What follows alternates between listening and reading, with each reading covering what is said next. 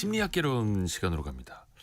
최근 들어서요. 소시오패스를 주인공으로 하는 드라마나 영화가 속속 등장하고 있는데요.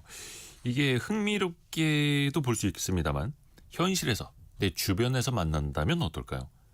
알아놔야 합니다. 내 주변에 과연 소시오패스가 있는지 누구인지. 자, 연세대 이헌주 연구교수와 함께 들어보시죠. 안녕하세요. 네, 안녕하세요. 우선 많이들 헷갈리시는 게 네. 사이코패스랑 소시오패스. 엄연히 다른 거죠? 이게 사실은 둘 다 공식 진단명은 아니고요. 사실 이거랑 가장 가까운 게 이제 반사회성 성격 장애라는 게 있습니다. 예. 근데 그럼에도 불구하고 사이코패스와 소시오패스는 현상적으로 저는 존재한다고 생각하고요. 네. 사이코패스는 우리가 보통 이제 정의를 할 때 좀 타고난 차가움, 또 유전적으로 신경학적인 어떤 결함이 있는 사람들. 예를 네. 들자면 선천적으로 전전두엽이나 측두엽의 기능이 좀 저하된 사람들.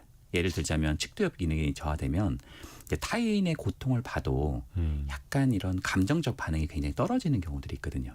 그러니까 그러한 어좀 충동적이고 자기중심적이 좀 두드러지는 사람들, 이게 사이코패스라면 자기가 자기를 제어 못하는 사람들. 그렇죠. 소시오패스는 그보다 좀 환경적 요인, 예를 들자면 뭐 학대라든지 양육이라든지 사회적 결핍 이런 것들로 만들어진 어떤 반사회적 성향이 중심이다. 그래서 성장 환경으로 감정이 좀 결여돼 있고 행동의 잘못을 인지기는 하긴 하는데 양심이나 죄책감이 좀 현저히 떨어지는 사람들. 그러나 저는 사실 보통 이제 이런 하나의 어떤 사람이 성격이 이제 만들어지고 할 때는 유전적인 측면과 또 환경적 측면, 특히 초기 환경이 되게 중요하거든요. 그 두 가지의 결합이라고 저는 생각합니다. 소시오패스는 조금 더 환경적인 영향을 많이 받은 사람들. 네. 근데 우리가 드라마나 영화로 그 소시오패스를 접하다 보니까 오해하는 부분도 좀 많다면서요. 그러니까 아무래도 영화가 좀 더 극단적이고 좀 과장하게 표현하는 부분이 좀 있지 않을까 네네네. 생각합니다. 네. 왜냐하면 이게 우리가 보통 어떤 분들이 뭐 소시오패스, 사이코패스 하면 영화의 어떤 인물들이 좀 떠오르잖아요. 주인공. 네. 예를 들자면 뭐 양들의 침묵에 한니발 렉터 이런 사람들 보면 굉장히 천재로 나오잖아요. 그래서 많은 분들이 이제 뭐 사이코패스 이런 사람들이 굉장히 천재라고 많이 알고 있는 경우들이 있더라고요. 저한테 질문 주신 분도 계시고요. 너무 멋있게 그리려고 그러는 거 아닌가? 네. 영화에서. 근데 사실 그거 좀 편향된 거일 수 있고요. 네. 오히려 감정 공감이 좀 부족하고 좀 충동성 때문에 삶의 문제가 좀 많을 수 있습니다. 그리고 어린 시절 때 여러 비행 행동을 했을 가능성이 높아서 사회의 어떤 구성원으로 많이 이제 잘 못 들어오는 경우들이 있고요. 또 감정을 잘 못 느낀다 이렇게 하는 경우도 있는데 꼭 그렇진 않아요. 왜냐하면 사이코패스 같은 경우는 분노나 좌절, 승리감, 흥분 이런 걸 좀 잘 느낍니다. 자기한테 좋은 거요? 네, 그러니까 이게 약간 그렇죠. 어떤 면에서는 근데 공감, 죄책감, 애착에 관련된 어떤 따뜻함 이런 건 잘 못 느낀다는 거죠. 그러니까 본인과 관련된 건 잘 느끼고 네, 남에게 좋은 거는 잘 못 그렇죠. 느끼는 거예요. 그렇죠, 맞습니다. 아니 근데 소시오패스라는 그런 유형의 사람들이 주변에 좀 많이 있을까요? 정말 보기 드물게 있는 건지 알게 이게 모르게 있는 건지. 이게 그 통계마다 좀 다르긴 한데 예. 통계적으로 좀 보면 이게 생각보다 적지 않아요. 1에서 5%에 해당한다. 뭐 이런 연구도 있고요. 꽤 많은 거 아니에요? 그러면? 꽤 많다는 거죠. 근데 이제 이게 소시오패스는 조금 더 사이코패스보다 좀 더 은밀한 경우가 있거든요. 왜냐하면 사이코패스보다 소시오패스는 좀 더 사회적입니다. 그러니까 사회적이긴 한데 잘 보면 굉장히 좀 이기적인 거죠. 그러니까 사이코패스는 누가 봐도 티가 확 나는데 네, 좀 더. 소시오패스는 조금 사회적이다 보니까 네. 안에 묻혀 있는 거예요? 그렇죠. 그러면 예를 들자면 뭐 왜 윗사람이 아랫사람에게 막 힘들게 하는 네네네. 경우도 있죠. 네네. 근데 반대의 경우도 있어요. 예를 들자면 굉장히 사회적인데 과장님한테 와가지고 그러는 거예요. 이번에 과장님 이거 지금 제가 좀 한 걸로 해도 되죠? 이러면 과장님이 이게 갈취하는 것도 아니고 이 밑에 직원이 과장님 거를 자기 걸로 가져가는 약간 이게 뭐지? 약간 이런 생각을 좀 들게 하는. 아니 근데 워낙 황당하다 보니까 네. 아 요즘 젊은 애들은 저런가 보다. 네. 저 친구 너무 당돌하네라고 넘길 수도 있는데 네. 그게 소시오패일 수 있다. 그러면 뭐 그렇게 말한다고 해서 소시오패스는 아니겠지만 소시오패스의 말투가 그런 극단적 이기주의가 사실 숨어 있죠. 그러면 또 어떤 걸 보고 찾아내야 돼요? 소시오패스인지 아닌지. 일단은 첫 번째는 감정을 좀 공감할 수 있는 게 구조적으로 좀 결핍되어 있습니다. 공감 능력. 네, 공감 능력이 현저히 부족하고요. 두 번째는 사람을 좀 도구로 여기는 경우들이 많아요. 예를 들면 평소에 몇 년간 전화를 안 하다가 예. 갑자기 전화를 한 거예요. 근데 못 받으면 좀 기다릴 수 있잖아요. 근데 못 받으면 계속 받을 때까지 전화를 하는 겁니다. 그리고 막 문자 보내고요. 아, 미안해하지도 않고. 네. 아, 나 오랜만에 연락해서 미안한데 이게 아니라. 네. 그리고 뭐 한 번 전화를 안 받으면 그 사람이 무슨 일이 있을 테니까 기다릴 수 있잖아요. 그렇죠. 근데 계속 전화를 하는 거예요. 그래서 나중에 이제 전화를 해보면 무슨 일이 있나 하고 전화를 해보면 부탁을 하는 거죠. 그러니까 어떻게 보면 그 이제 부탁만 하고 최소한의 배려도 굉장히 좀 현저히 떨어지고요. 관계를 이렇게 상호작용이 아니라 내가 어떻게 활용하는지로 여기는 경우들. 그리고 마지막 세 번째는 피해자 코스프레를 엄청 합니다. 아, 자기가 억울하다. 네. 자기가 당했다. 네, 예를 들어서 본인이 타인에게 잘못하고 나서도 그래서 나 힘들다고 왜 나 힘드는데 그럼 어떡하라고 뭐 이런 약간 이게 지금 맞는 말인가? 그러니까 잘못을 잘 인정하지 않고 억울함은 잘 느끼지만 죄책감은 상당히 결여된 사람이다. 이렇게 말씀드릴 수 있겠네요. 공감도 못하고 죄책감도 없고 근데 그 사회 속에 같이 생활을 하고 있는 사람들. 네. 근데 확실하게 구별되는 특징은 뭐가 있을까요? 그러면 딱 눈에 띄는 거.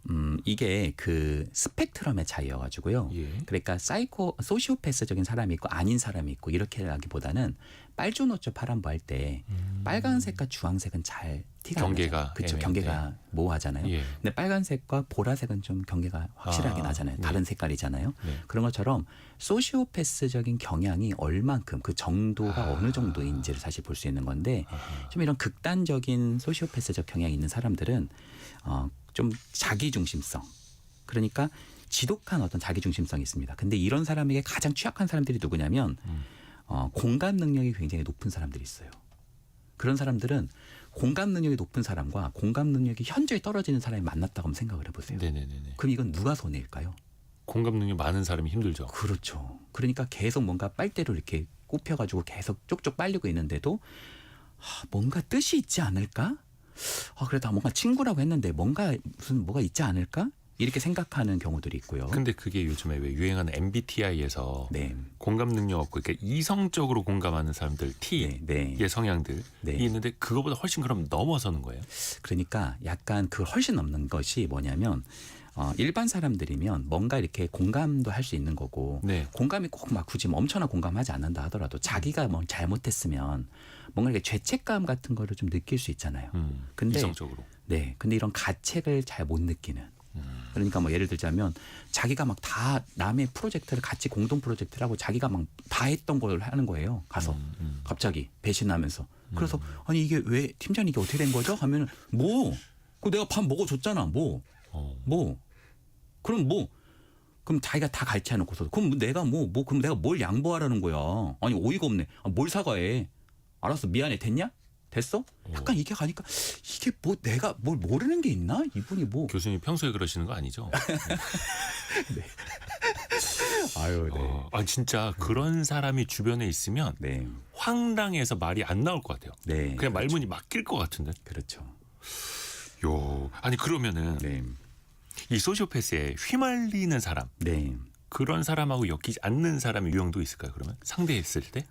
잘 엮이지 않는 사람들은 우리 그 MBTI에 NT 성향이 있는 분들 있죠. 예. NT 있는 분들은 이제 아무래도 경향성이 제가 이렇게 경험적으로 좀 보면 그분들은 자꾸 논리적으로 이렇게 좀 따져 들어가는 경우들이 있어요. 예. 그러니까 그런 것들이 지표하는 걸 의미하는 것은 좀 독립적인 사람들 그런 사람들은 아무래도 조금 이제 잘 휘둘리지 않는 경우들이 있고 자기를 지킬 수 있고. 네. 그리고 조금 취약한 사람들은 의존적인 사람들 또 착한 아이 컴플렉스 경향이 좀 두드러지게 나타나는 사람들. 착한 사람들, 네. 의존적인 사람들은 소시오패스가 막 이렇게 말하면 그래 알았어 네가 더 한 걸로 하자 네. 이렇게 가는 거예요. 네. 그러면 안 되는데. 근데 이런 소시오패스인 사람들이 네. 착한 사람들, 네. 다른 일반인들을 조종을 해요. 이게 처음부터 조정하는 건 아닌데 이제 처음에는 작게 부탁을 해봐요. 그 다음에 상대가 어떻게 하는지를 봅니다. 서서히. 네. 그러니까 이것 좀 해줄 수 있겠어? 뭐 이러는데 어떤 사람은 지금 저는 시간이 좀 안 돼서 어려울 것 같은데요. 이렇게 말하는 사람이 있고 네 제가 다 하겠습니다. 막 이러면서 막 하는 사람이 있잖아요. 네네네. 이런 게 어떻게 보면 굉장히 좀 취약한 사람일 수 있겠죠. 그리고 우리가 왜 가스라이팅 이런 얘기 많이 하잖아요. 그 소시오패스가 그러니까 가스라이팅을 한다고 해서 무조건 소시오패스는 아니겠지만 이런 소시오패스가 쓰고 있는 어떤 사람과의 관계하는 방식 중에 가스라이팅의 어떤 요소들이 많이 숨겨져 있습니다. 가스라이팅을 계속 하는 거예요. 그러니까 취약한 사람들에게 가스라이팅과 굉장히 유사되는 어떤 심리적인 지배, 어떤 면에서는 그런 통제 이런 것들이 상당히 좀 숨겨져 있죠. 이정옥님이 연말 연기대상 나가실 것 같다고. 네. 그러면은 그 가스라이팅을 어떻게 하는 거예요? 예를 들어서. 뭐 예를 들자면 처음에는 엄청 잘해줍니다. 그러니까 뭐 예를 들자면 돈이 좀 부족한 사람한테는 돈이 없으면 나만 따라오면 돼. 내가 다 뭐 알아서. 뭐 요즘에 뭐 투자 리딩방 뭐 이런 거 유사하죠. 나만 믿어라. 네, 나만 믿어라. 뭐 그리고 아는 사람이 없으면 이렇게 좀 뭐 불안하잖아요. 예. 내가 다 잘해줄게. 나만 믿어. 내가 다 끌어줄게. 뭐 이렇게 하다 보니까 굉장히 관계를 형성하니까 그 사람이 되게 멋있어 보이고 좋아 보이는 거죠. 근데 그런 어떤 형식이 좀 이제 갖춰지면 그 다음부터 약간 기억을 왜곡시킵니다. 내가 만약에 좀 바빠서 어떤 일이 있다 그러면 너 왜 이렇게 이기적이야? 오히려 그렇죠. 역공을 하는 거예요? 그렇죠. 예를 들어서 그 사람이 어떤 일이 있을 수도 있잖아요. 야, 나는 너한테 이만큼 해줬는데 너 왜 이렇게 이기적이니? 야, 너 기억이 잘못된 거야. 난 그런 얘기 한 적이 없어. 약간 이렇게 기억을 왜곡시키는. 그리고 뭔가 일이 잘못됐을 때도 남 탓하고 네. 자기 책임은 절대 안 지고. 네. 그리고 미니마이징이라고 하죠. 주변 사람을 다 끈습니다. 그리고 뭐 카톡도 검사해가지고 이 사람이랑 친하게 지내지 마. 뭐 이러고. 자기가 네. 저 사람. 친구랑 놀지 마. 네. 아니 그러면 이런 사람 만나면 어떻게 되는지를 알려주세요. 사실 세상에는 정말 별 사람이 다 있거든요. 네네네. 그리고 다 가까이 지내야 되는 건 아닙니다. 그렇다고 원수가 될 필요도 없겠죠. 네. 그러니까 피하는 게 가장 저는 중요하다고 생각하고요. 그런데 알아야 좀 피할 수 있는 거잖아요. 그렇죠. 그러다 보니까 어떤 면에서는 만나면 좀 싸한 느낌이 있어요. 또 어떤 사람을 만나면 좀 괴롭기도 하고요. 또 어떤 사람을 만나면 계속 손해가 나고 뭔가 이용을 당하는 느낌을 계속 받을 수가 있습니다. 아하. 사실 주관적인 게 가장 중요하거든요. 그 사람이 소시오패스든 아니든 간에 내가 너무 괴롭다면 이용을 당하고 있다면 지금이라도 멀어질 시기다 이렇게 생각을 합니다. 그래서 알아야 합니다. 소시오패스가 어떤 사람들이 이제 연세대 이현주 연구교수와 함께했습니다. 고맙습니다. 네, 감사합니다. 감사합니다. 저희가 2부에서는 돈줄 상담소로 돌아옵니다.